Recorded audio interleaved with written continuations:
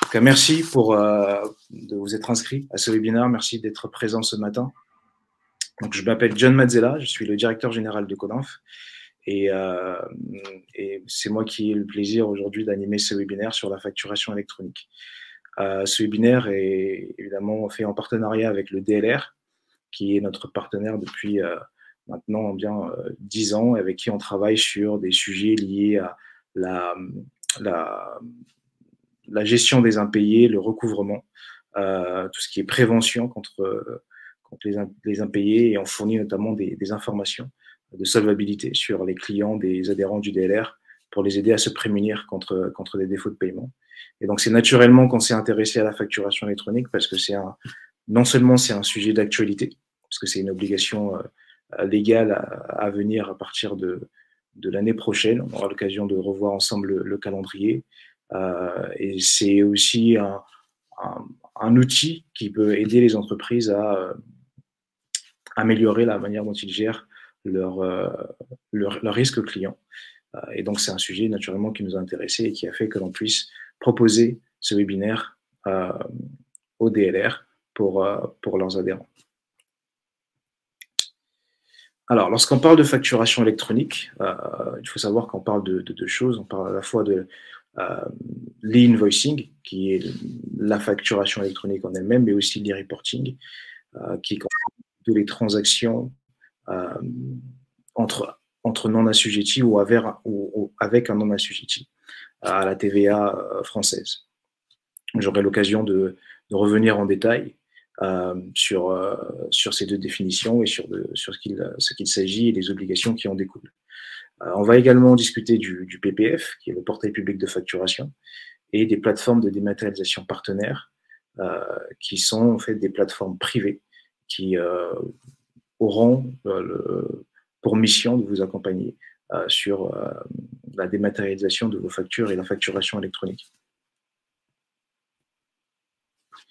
Alors, la première chose à savoir, c'est les objectifs de la réforme. Pourquoi est-ce que en France et même en Europe, il y a cette volonté de pouvoir passer à la facturation électronique? La première raison, évidemment, c'est la lutte contre la fraude à la TVA. Pour exemple, l'Italie, qui est passée en fait à la facturation électronique depuis maintenant 2 ans, pleinement pour l'ensemble de ses entreprises, a réussi à récupérer 20 milliards d'euros de TVA depuis le passage à la facturation électronique. Donc c'est un vrai enjeu. C'est un vrai enjeu pour les gouvernements, pour leur permettre justement de lutter contre la fraude à la TVA. Après, il y a effectivement tout ce qui concerne le renforcement de la compétitivité des entreprises.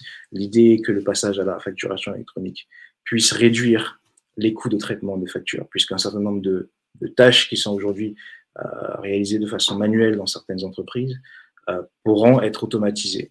Et donc, ce temps de traitement a un coût. Et donc, la réduction de ce temps de traitement, effectivement, améliore la compétitivité, réduit les coûts, améliore la compétitivité des entreprises. Ensuite, pour les pouvoirs publics, c'est aussi une occasion de connaître de façon, je dirais, plus immédiate, plus directe, la situation économique, la conjoncture économique des entreprises par secteur d'activité, grâce à toutes ces données qui seront remontées. On l'a bien vu pendant le Covid, à quel point ça a été difficile pour le gouvernement de savoir quels étaient les secteurs prioritaires, quels étaient les secteurs les plus en tension et qu'il fallait aider.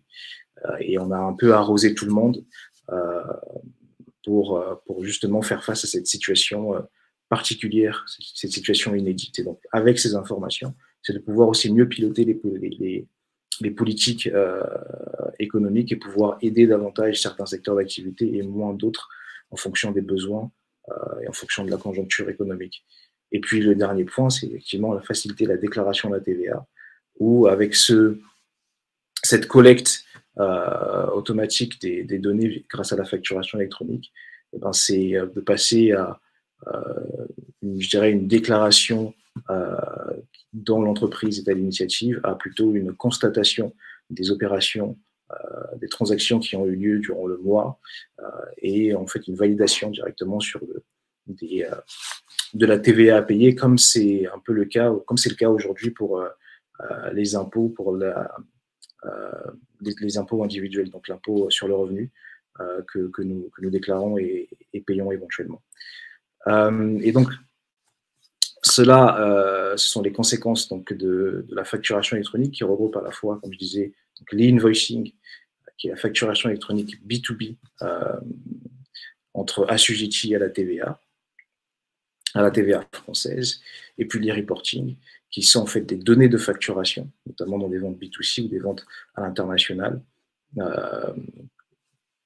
Et donc, ce ne sont pas exactement les mêmes obligations, ce sont simplement les données qui vont être remontées directement via la plateforme centrale, qui est la plateforme le portail public de facturation, qui regroupera toutes ces données. Alors, je vais passer rapidement sur ces points, mais ce qu'il faut savoir, c'est que la facturation électronique, premièrement, naît effectivement de la loi rectificative de finances de 2022 qui a rendu obligatoire la facturation électronique entre les assujettis à la TVA, avec une obligation de transmission des données à l'administration. On va voir comment justement ces données vont être transmises et aussi à définir un calendrier de passage à la facturation électronique et d'outils pour faciliter justement ce passage. Et donc là, c'est le schéma en Y qui explique de manière visuelle et synthétique comment fonctionnera la facturation électronique. Donc vous avez les fournisseurs et les acheteurs, et comme je dirais outil central, vous avez en plein milieu là, le portail public de facturation qui permettra en fait d'agréger l'ensemble des données de facturation l'ensemble des données de facturation. Et pour pouvoir se connecter à ce portail public de facturation, vous aurez différents moyens. Soit le passage par une plateforme de dématérialisation partenaire, donc ce sont des plateformes privées et immatriculées par l'administration et qui auront un rôle, qui ont des obligations et donc un rôle assez particulier de vous permettre d'une part de créer vos facturations électroniques, mais également d'échanger, de permettre en fait depuis votre plateforme de fournisseur d'échanger avec la plateforme de votre client sans nécessairement passer par la plateforme publique de facturation, mais en transmettant quand même les informations de facturation à cette plateforme qui centralisera tout. Donc c'est ce qu'on appelle les PDP.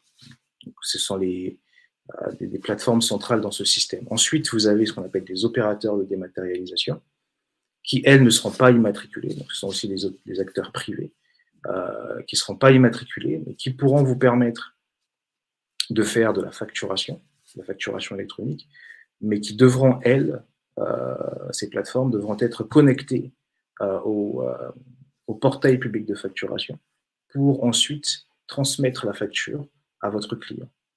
Et vice-versa, pour vous aussi, en tant que client, votre fournisseur passera par le portail public de facturation pour vous transmettre la facture si vous avez un opérateur de dématérialisation. Sachez que, comme je disais, les plateformes de dématérialisation partenaires et les opérateurs de dématérialisation sont des acteurs privés et donc payants.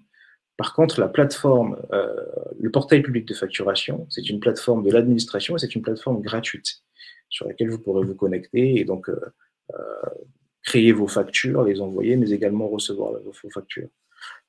Sauf que cette plateforme fournira un service minimum, donc ne s'adaptera pas forcément à votre système de gestion interne, votre ERP. Ce sera à vous d'aller sur cette plateforme ou de créer les liens depuis votre ERP vers cette plateforme pour pouvoir transmettre les données de facturation et envoyer vos facturations. Et donc les acteurs privés qui viennent se greffer autour de ce portail public de facturation qui, lui, je le répète, sera gratuit, viennent en fait compléter, augmenter les services qui sont fournis par qui seront fournis par le portail public de facturation, notamment des services de rapprochement bancaire, des services de gestion de trésorerie, un certain nombre de services qui ne seront pas intégrés dans cette plateforme publique, mais qui pourront, eux, se connecter à vos outils internes, répondre véritablement à votre besoin, à votre organisation, et faciliter le passage à la facturation électronique. Donc vous avez je dirais ces deux possibilités, soit de passer par un acteur privé qui s'adaptera à votre fonctionnement interne, à vos outils, mais qui sera payant, ou alors de passer par le portail public de facturation qui sera gratuit et qui fournira un service minimum. Donc après, en fonction de la taille de votre entreprise et des enjeux en termes je parlais tout à l'heure de réduction des coûts, vous prendrez cette décision de passer soit par le portail public de facturation ou par un des prestataires privés. Ce qu'il faut savoir concernant ces factures qui seront envoyées, c'est qu'il y a évidemment un point très important, c'est la traçabilité de cette facture de bout à bout. Et donc il y aura ce qu'on appelle un cycle de vie de la facture qui permettra de suivre en fait les différents états de la facture du moment où elle est déposée ou envoyée, au moment où elle est payée, encaissée ou éventuellement refusée. Et c'est en cela qu'on pourra justement peut-être mieux suivre les délais de paiement avec certains de vos clients, à condition évidemment que la facture soit déposée, comment dire, que la facture soit déposée de façon immédiate, je dirais, dans la plateforme et pas quand le fournisseur décide que vous pouvez la déposer dans la plateforme, et ainsi de suite, parce qu'effectivement, ça peut créer des délais cachés qui ne correspondent pas forcément à la réalité, qui ne correspondent pas au délai qui sera apparent sur la plateforme. Donc, c'est sûr que c'est un sujet, mais l'ambition aussi de passer par la facturation électronique, c'est de pouvoir réduire ces délais de paiement en ayant une meilleure traçabilité justement du cycle de vie de la facture, des différents statuts de la facture, et de pouvoir derrière, si besoin, pour des agences comme justement la DGCCRF, de pouvoir plus facilement épingler les entreprises qui ne respectent pas leur délai de paiement. C'est un véritable outil pour l'administration pour pouvoir justement suivre ces comportements de paiement et épingler, si besoin, les entreprises qui ont justement des mauvais comportements. Alors, ce qu'il faut savoir, c'est que dans le cadre de la facturation électronique, il y a effectivement les obligations légales actuelles d'une facture. D'ailleurs, on a fait pas très longtemps un courrier au niveau du CODINFF, enfin une lettre du CODINFF pour rappeler les obligations, les mentions obligatoires d'une facture. Mais avec la facturation électronique, il y aura de nouvelles mentions qui vont être ajoutées pour respecter justement, qui devront respecter un certain cahier des charges et qui permettront de faciliter la communication entre les différents systèmes, mais aussi la compréhension des informations qu'il y aura sur ces factures. Donc, vous avez différents niveaux de mentions. Enfin, les mentions vont être obligatoires plutôt à différents moments selon le calendrier qui a été fixé par l'administration. Je passe rapidement dessus, mais vous aurez la présentation, vous pourrez voir en détail quelles sont ces mentions obligatoires, quelles sont les mentions qui vont être ajoutées et à quelle date elles vont être ajoutées pour l'émission et la réception de vos factures. Ce qu'il faut savoir, c'est que ces factures devront respecter effectivement une norme EN 16931, qui est une norme qui a été conçue spécifiquement pour cette facturation électronique et qui permettra, l'idée aussi, c'est dans un second temps de faciliter le passage à la facturation électronique au niveau européen. Donc, c'est la volonté des pouvoirs publics, aussi bien au niveau français qu'au niveau européen, de pouvoir construire des normes qui pourront être appliquées à l'ensemble des pays membres de l'Union et permettront justement devraient permettre l'échange de factures de façon plus automatique et simplifiée. Donc ces factures auront un format spécifique qui est en lien avec la norme. Vous avez deux formats qui sont aujourd'hui définis justement dans le projet dans la norme telle qu'elle est aujourd'hui. Donc il y a le format UBL et le format C2I, qui sont des formats informatiques, et puis il y a le format Facture X. La particularité du format Facture X, c'est que c'est un format avec ce qu'on appelle un lisible. C'est un peu l'équivalent c'est un PDF en fait, qui permet justement de lire la facture. Et sous ce PDF, il y a du code informatique qui permet aux différentes plateformes de pouvoir lire la facture et de pouvoir retranscrire les informations dans des fichiers qui sont ensuite transmis à l'administration. Donc, c'est un point important parce que ça permet de souligner le fait que de souligner la différence entre une facture électronique et une facture dématérialisée. Certains d'entre vous, certainement, voient leur facture par mail, facture en format PDF. Sachez que le format PDF ne sera plus accepté. Le format PDF, c'est une facture dématérialisée, mais ce n'est pas une facture électronique. Comme je vous disais, la facture électronique devra respecter les normes, donc la norme 16931, et donc devra avoir une partie, devra être, comment dire, les informations devront être lisibles par un outil informatique, donc par une plateforme informatique, ce qui n'est pas le cas pour la version PDF. Donc si vous avez aujourd'hui, si vous envoyez effectivement vos factures via PDF, sachez que voilà, ce sera plus possible. Il y aura d'autres formats qui seront proposés, donc des formats de factures électroniques qui seront proposés et qui ne sont pas inclus dans le socle minimal de la norme, donc des formats Edifact, UBL, qui sont des formats privés. Certains seront proposés par les plateformes que vous choisirez. Donc ce ne seront pas des formats qui seront proposés par notamment le portail public de facturation, mais des plateformes privées, donc des opérateurs de dématérialisation ou des PDP, des plateformes de dématérialisation partenaires, proposeront ces formats supplémentaires qui pourraient correspondre à un besoin d'un de vos clients. Je sais que certains d'entre vous travaillent avec des grands groupes et ces grands groupes ont tendance parfois à imposer leur format de facture parce qu'elles vont ajouter peut-être des informations autres que les mentions obligatoires dans la facture. Et donc, vous devons vous imposer un format, vous imposer des informations. Et tout l'intérêt aussi de ces plateformes privées, c'est de pouvoir faire des développements qui correspondent à vos process internes ou du moins aux besoins de vos clients, ce que ne fera évidemment pas le portail public de facturation.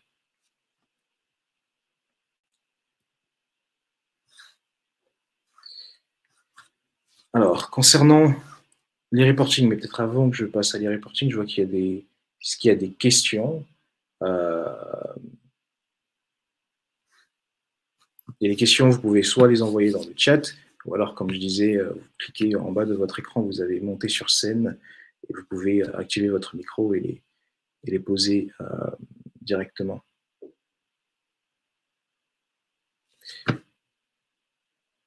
Alors, Jacqueline Sylvan, non, vous n'êtes pas obligé de passer par une plateforme payante.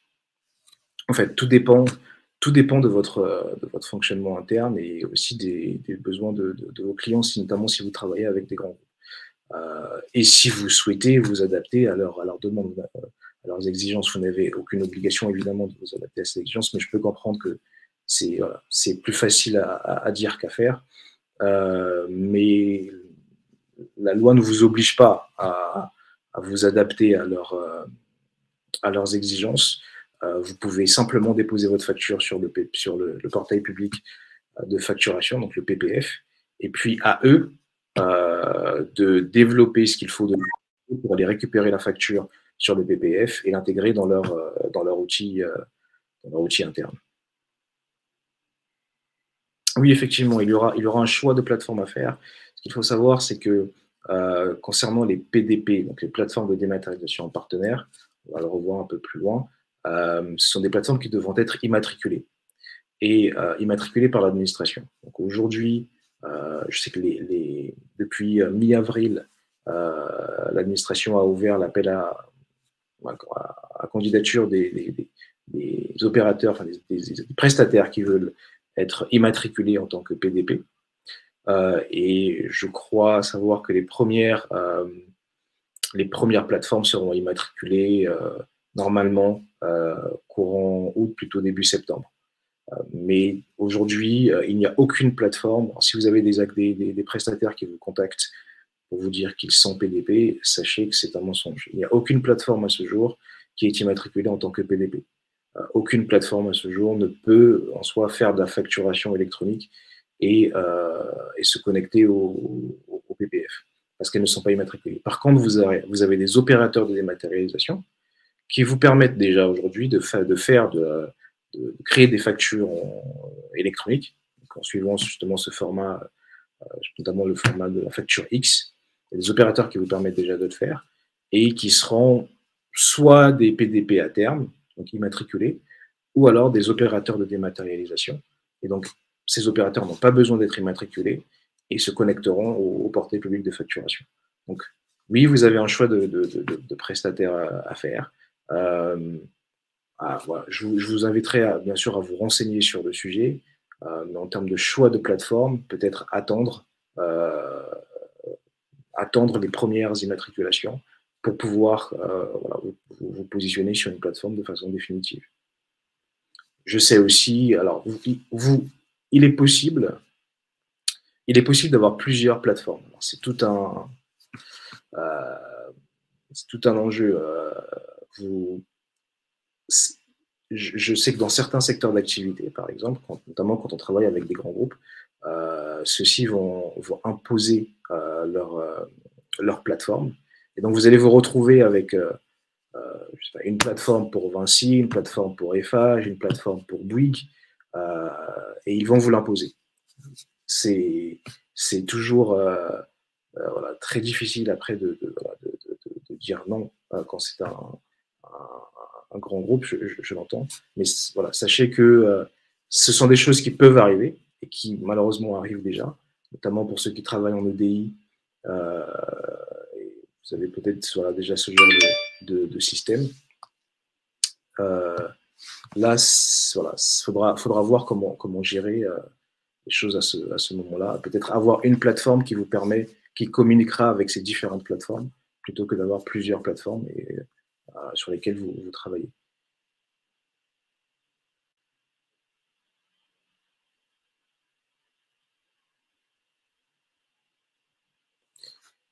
Alors,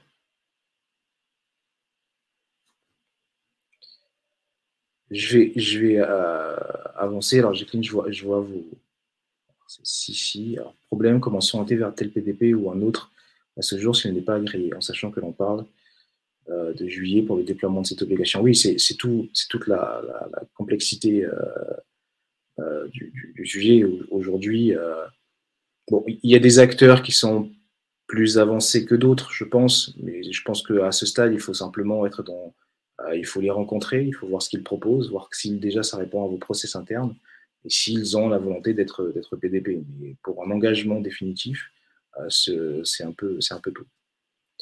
Le temps défile, je vais avancer et éventuellement je reprendrai les questions un peu plus tard. Alors, l'e-reporting. Donc, comme je disais, l'e-reporting concerne les transactions donc en B2C ou vers l'international.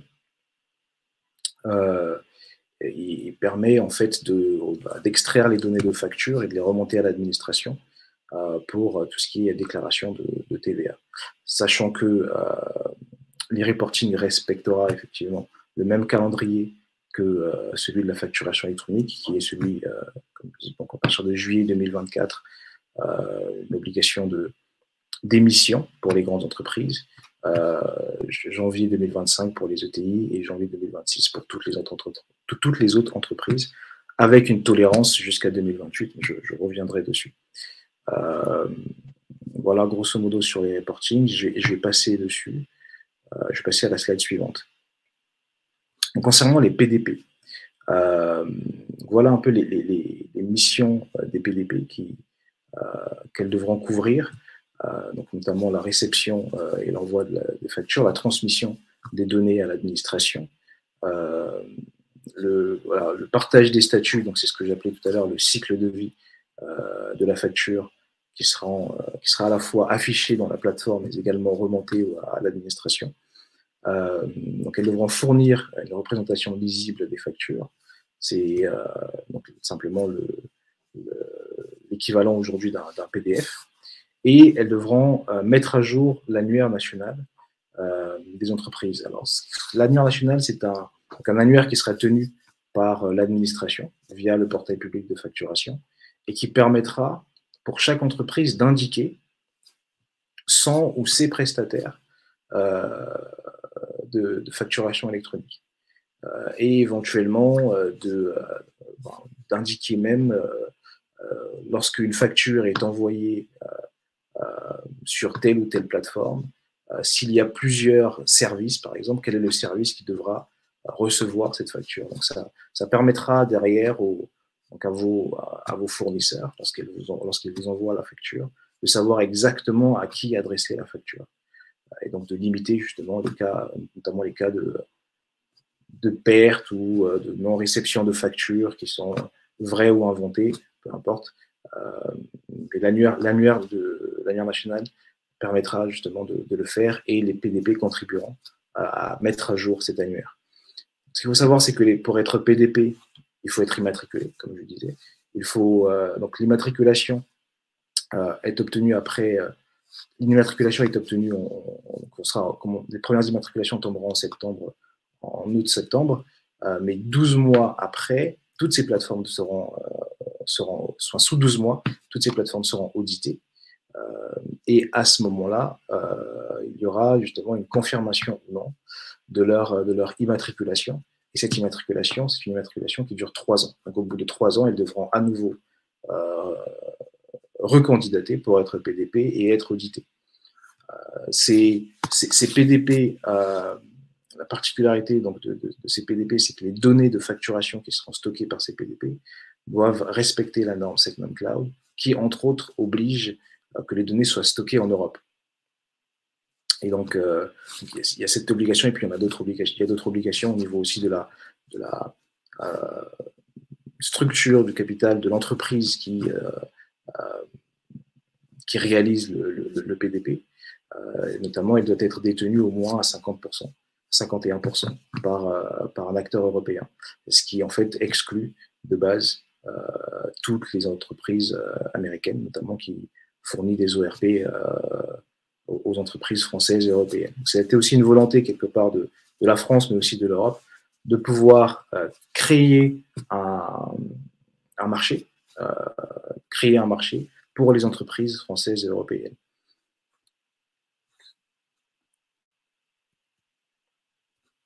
Donc le calendrier de déploiement, comme je disais précédemment pour l'e-reporting, donc vous avez l'obligation d'émission d'un côté, l'e-reporting, et l'obligation de réception. L'obligation de réception pour toutes les entreprises françaises assujetties à la TVA, elle commence à juillet 2024. Donc à partir de juillet 2024, vous êtes obligé d'avoir un outil, que ce soit le portail public de facturation ou un prestataire privé, pour recevoir vos factures électroniques. Si vous êtes une grande entreprise, donc ce qu'on appelle grande entreprise, c'est plus de 5000 en termes d'effectifs et plus de 1,5 milliard de chiffre d'affaires ou plus de 1,5 milliard de chiffre d'affaires et plus de 2 milliards de total bilan, votre obligation d'émission est également au 1er juillet 2024. En fait, c'est cette obligation d'émission pour les grandes entreprises qui fait que pour toutes les autres entreprises, il y a une obligation de réception à la même date. Ensuite, si vous êtes une ETI, c'est à partir du 1er janvier 2025. Et si vous êtes une PME-TPE, donc moins de 250 salariés et un chiffre d'affaires en dessous de 5 millions ou un total bilan en dessous de 43 millions, votre obligation commence au 1er janvier 2026. Sachez qu'il y aura une tolérance pour ces plus petites entreprises jusqu'au 1er janvier 2028. et notamment pendant cette période, je dirais, cette période de tolérance, seront encore à accepter des factures PDF. Mais à partir du 1er janvier 2028, tout le monde doit être passé de manière complète à la facturation électronique. Donc, aujourd'hui, la question qui se pose sur l'équipement d'un outil pour passer à la facturation électronique, c'est plutôt un outil pour la réception. Donc, sauf si vous êtes une grande entreprise, évidemment. Et si vous êtes une grande entreprise, je pense que voilà, ce sont des choses sur lesquelles vous avez déjà travaillé pendant un petit moment et vous devez déjà même être équipé. Mais pour les autres, vous avez qu'une obligation de réception. Donc, j'aurais tendance à dire, vous pouvez, dans un premier temps, utiliser uniquement le portail public de facturation pour recevoir vos factures. Vous n'avez pas forcément besoin de vous équiper. Ça répond aussi à la question qui m'était posée tout à l'heure sur l'obligation de choisir un prestataire maintenant. Pour la réception, vous n'êtes pas obligé de choisir un prestataire maintenant. Vous pourrez simplement utiliser le portail public de facturation. Mais ça demandera évidemment un certain nombre de traitements de votre part pour récupérer les informations du portail public de facturation et les intégrer dans votre RP. Et ça vous donne un peu de temps pour justement voir ce qui se passe, quels sont les prestataires qui peuvent répondre à vos besoins. Est-ce que vous voulez un prestataire qui soit forcément immatriculé ou non? Donc, vous n'êtes pas aussi obligé de prendre un prestataire immatriculé, vous pouvez prendre un opérateur dématérialisé qui fournira exactement qui peut fournir le même type de service qu'un PDP. Je pense que c'est important de le souligner. La différence entre un OD, donc opérateur de dématérialisation, et un PDP, donc plateforme de dématérialisation partenaire, c'est que l'un est immatriculé et l'autre ne l'est pas. L'immatriculation permet notamment à la plateforme de dématérialisation partenaire de ne pas nécessairement passer par le portail public de facturation pour envoyer la facture à votre client, mais aussi pour recevoir la facture de votre fournisseur. Les PDP peuvent communiquer entre elles sans passer par le portail de facturation. Et elles peuvent aussi mettre à jour le répertoire national des entreprises dont j'ai parlé plus tôt. L'opérateur de dématérialisation, il est obligé de passer par le portail public de facturation. Et donc, il vient, entre guillemets, augmenter ou ajouter des services que le portail public de facturation ne fournit pas. Donc, vous n'aurez pas à aller sur le portail public de facturation, c'est l'opérateur de dématérialisation qui fera le travail pour vous. Et cet opérateur de dématérialisation, lui, n'est pas immatriculé, mais il fournit le même type de service, à l'exception de 1 ou 2 services près, qui peuvent avoir leur importance pour vous, que fourniront les PDP. Alors, est-ce que le PPF est déjà en fonctionnement? Non. Ils sont en phase de test actuellement, donc ils sont en train de voir justement s'ils seront prêts pour juillet 2024. Ils sont en phase de test. Normalement, la première phase de test, elle a commencé début mai, elle devrait se terminer en octobre. Et il y aura une deuxième phase de test, normalement, à partir de janvier 2024, avec notamment les grandes entreprises et pour un lancement au 1er juillet 2024. Du moins, c'est ce qui est prévu pour aujourd'hui. Est-ce que ce sera le cas? C'est une question qu'on se pose tous. Et voilà. En tout cas, le PPF n'est pas aujourd'hui en fonctionnement. Il est dit que c'est quelque chose qui ressemblera assez à Chorus Pro, que vous utilisez certainement. Mais ce sera une plateforme quand même différente, avec des fonctionnalités qui seront différentes, puisque la façon de gérer Chorus Pro, du moins côté collectivité ou établissement public, est bien différent de la manière dont vous gérez vos factures. Est-ce qu'il existe une plateforme? Est-ce qu'il y a un PPF test? Non, il n'y a pas de PPF test. Comme je disais, voilà, personne aujourd'hui ne sait à quoi ressemble le PPF, à part ceux qui font partie de ce ce POC, on va dire, cette phase test que mène en ce moment l'administration.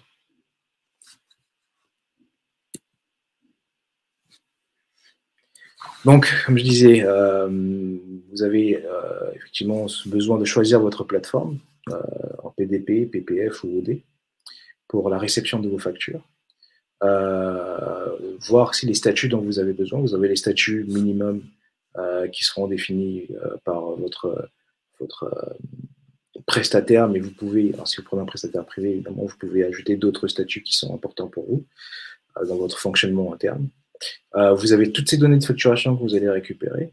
Je pense que ça ouvre aussi des opportunités au sein de votre entreprise, de comment vous voulez retraiter cette information, qu'est-ce que vous pouvez faire de cette information en termes d'analyse, de prédiction, de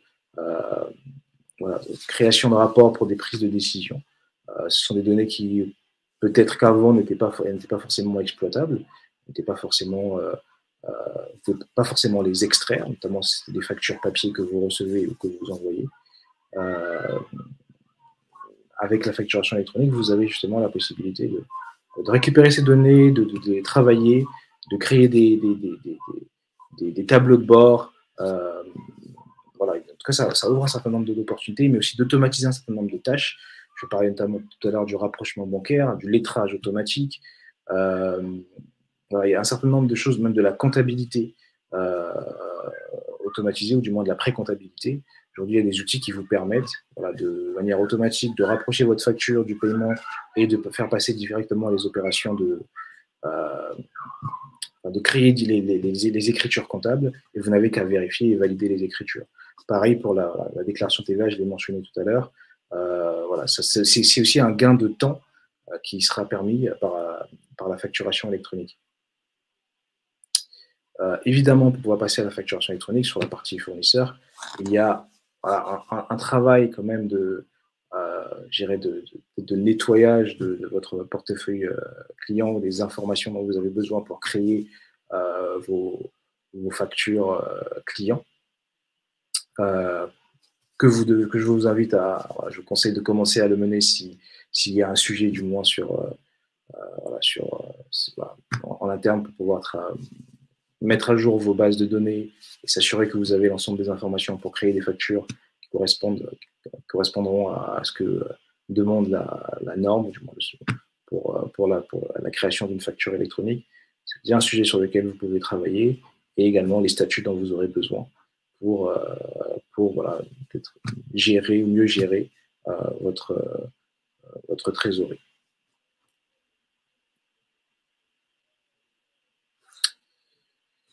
Voilà, en définitive, c'est un sujet, je pense, qui évidemment est très important pour vous, comme il est pour l'administration.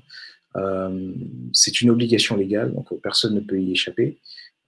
C'est d'une part contraignant, parce que ça demande à changer son organisation interne, ou du moins à peut-être voilà, regarder de près la façon dont est aujourd'hui gérée la facturation, et peut-être voir aussi les inefficiences qu'il y a ou qui existent aujourd'hui dans votre fonctionnement, voir comment la facturation électronique peut vous aider à régler cela.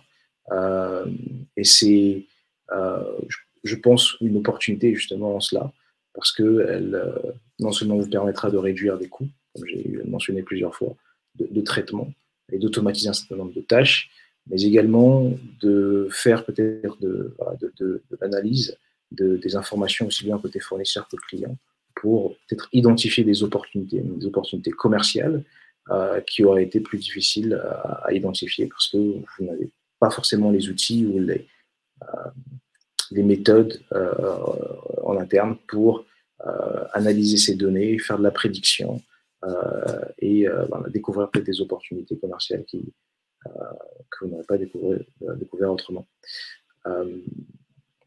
Donc voilà. Que dire de plus? Donc, ce que je disais, voilà, il y a, à partir de janvier 2024, il y aura un pilote. Alors, il y a une phase de test, comme je disais, qui est menée actuellement, mais il y a un pilote qui sera mené encore à partir de là de janvier 2024. Et puis après, vous avez voilà, les différentes dates du calendrier pour le déploiement de la facturation électronique avec un calendrier différent pour l'émission et pour la réception. Et à partir de donc une tolérance qui est pour notamment les petites entreprises, une tolérance au niveau des données, au niveau du format des factures, mais également des données qui seront remontées jusqu'à janvier 2028. Et comme vous voyez tout en bas, la fin des dépôts de factures PDF, plus extraction de données. Ce qu'ils appellent dépôt PDF plus extraction de données, le PPF notamment, mais ce sera aussi proposé par les acteurs privés, vous permettra de déposer une facture au format PDF. Vous avez ensuite une technologie qu'on appelle une technologie OCR qui va extraire de votre facture PDF les données nécessaires et qui va ensuite les déclarer à l'administration. Donc, ce fonctionnement d'ossérisation de fichiers PDF fonctionnera plus à partir du 1er janvier 2028. Mais entre-temps, vous aurez la possibilité de le faire.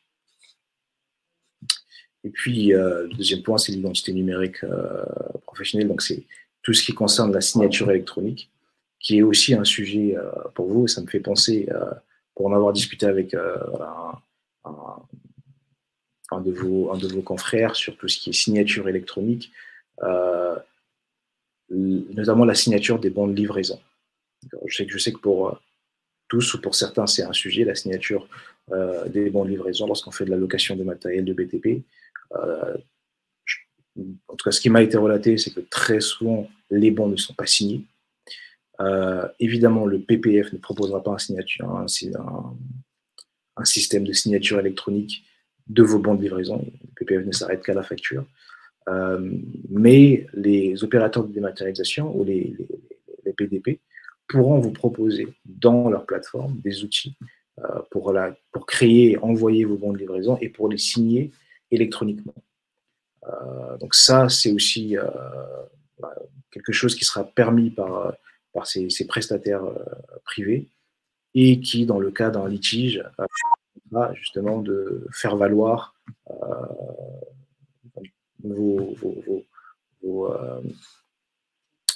faire valoir votre créance et pouvoir la recouvrer, notamment si vous envoyez une injonction de payer devant un juge du tribunal de commerce. Ce qui est aujourd'hui plus difficile, voire dans certains cas impossible, lorsque les bons ne sont pas signés.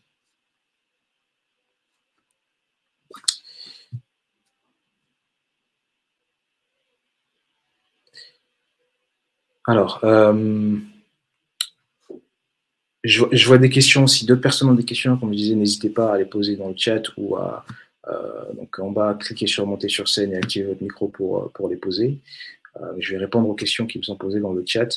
Et puis s'il y a d'autres questions, je les prendrai. Qu'il y aura donc un choix de plateforme à faire. Existe-t-il une plateforme PPF test? De manière, ça j'ai déjà répondu, donc j'ai pas d'autres questions.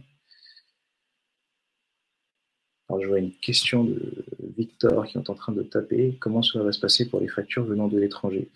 Alors, pour les factures venant de l'étranger, c'est en fait, ça rentre dans le cadre de l'e-reporting.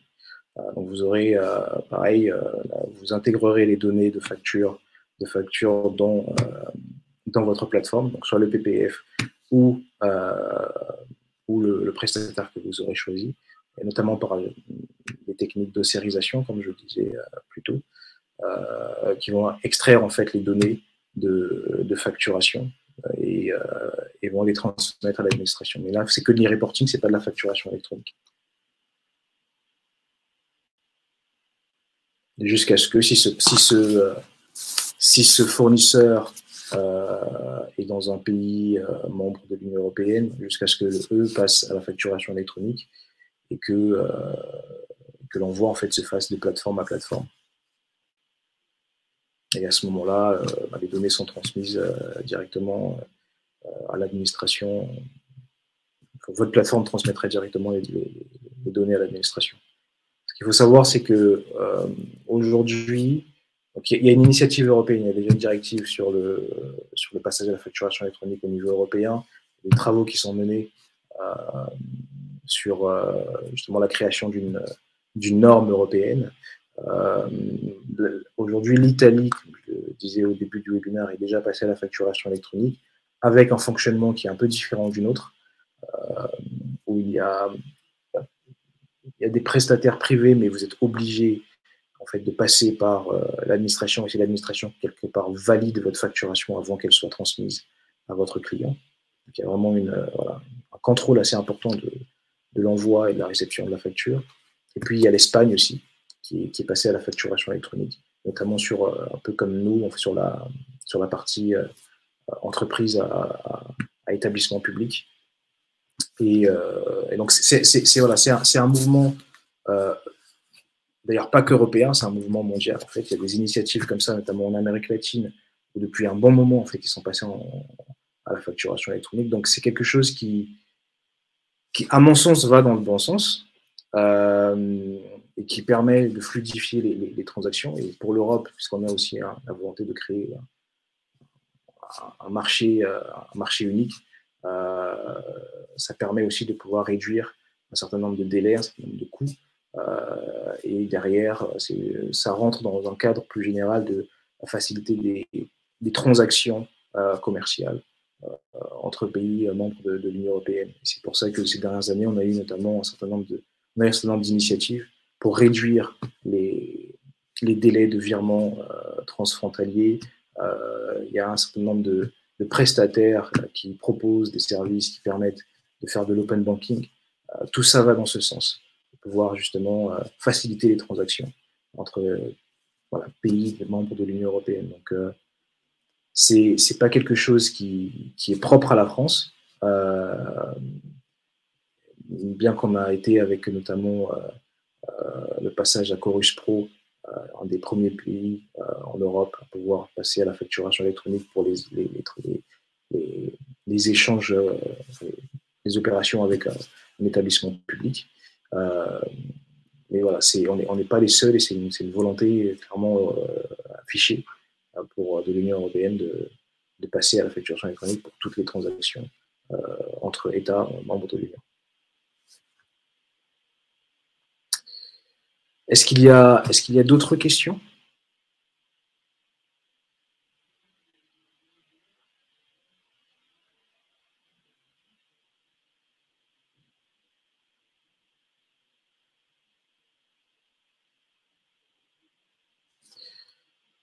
Très bien. Alors, juste pour votre information, donc Codinf fait partie de la FNFE, donc c'est la Fédération nationale de la facturation électronique, et des marchés publics électroniques. C'est une organisation, une association qui a été créée en fait en lien avec Bercy pour mener des travaux sur la facturation électronique, communiquer le plus possible sur la facturation électronique et remonter également des questions, des sujets, des remarques que peuvent nous faire notamment les TPE, PME. Pour Codinf, c'est vraiment notre cible, du moins les adhérents du Codinf sont surtout des TPE, PME que l'on accompagne sur ce sujet de la facturation électronique, mais également sur d'autres sujets. Et avec pour volonté, donc d'une part, de remonter ces retours terrain à l'administration et de s'assurer que ce qui est proposé correspond aux besoins des entreprises, mais aussi de s'assurer que personne n'est laissé sur le bord de la route et que tout le monde, notamment les plus petits, arrive à faire ce passage. Il y a encore un certain nombre de sujets, un certain nombre de questions qui ne sont pas totalement réglées aujourd'hui, notamment le sujet de la signature électronique, sur lesquels on travaille, on échange, on participe à des groupes de travail sur ces sujets.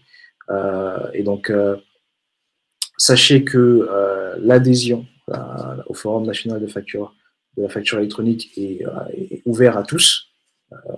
Il y a énormément d'entreprises qui font partie de ce forum et ça permet justement de participer à des discussions, d'avoir de l'information sur la facturation électronique et de poser des questions que vous pouvez avoir sur ce sujet. Et c'est dans ce cadre-là aussi que que Codinf, on a voulu organiser ce webinaire pour informer et sensibiliser le plus largement possible.